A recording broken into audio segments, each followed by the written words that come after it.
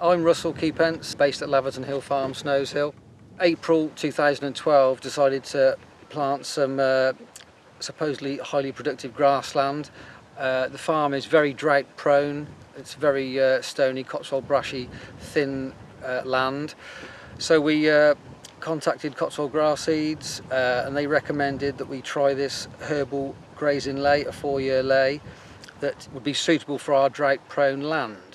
It's a very clover rich mix. We have chicory, numerous herbs. We have had several positive outcomes from grazing this type of mix.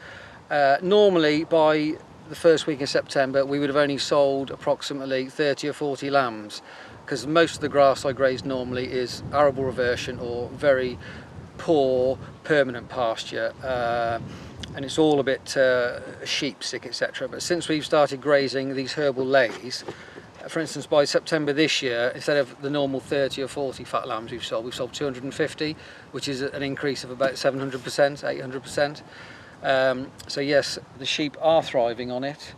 Growth rates have significantly improved.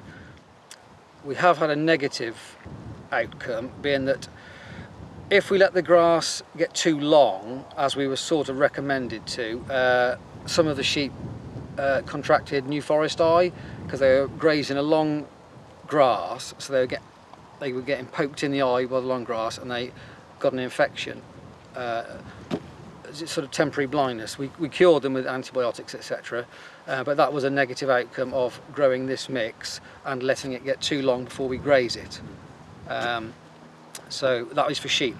I suppose with cattle it might not be such a problem, but it was a problem with sheep.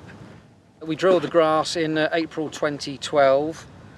It was a very dry start, but obviously it started raining and then hardly stopped. So yes, it did. Once it got away fine. We started grazing end of June, early July. We weaned lambs onto it.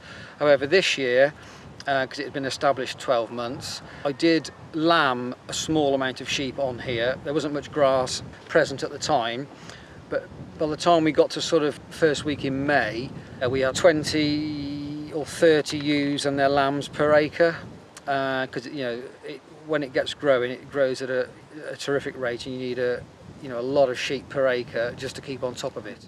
It got away from us, so it has been topped. Which is beneficial, because that's what happens to chicory if it gets too long. Very woody and horrible and completely unpalatable. So yeah, we did have to top it just to get that chicory back down to a more palatable height to graze, I suppose.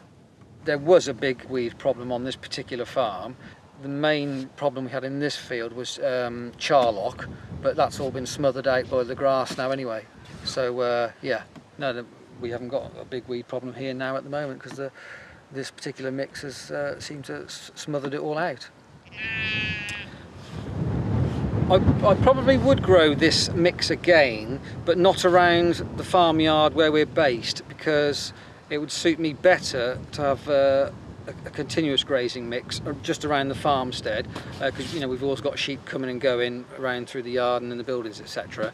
The idea of this particular mix is to let it grow like that, then graze it down, and let it grow and graze it down.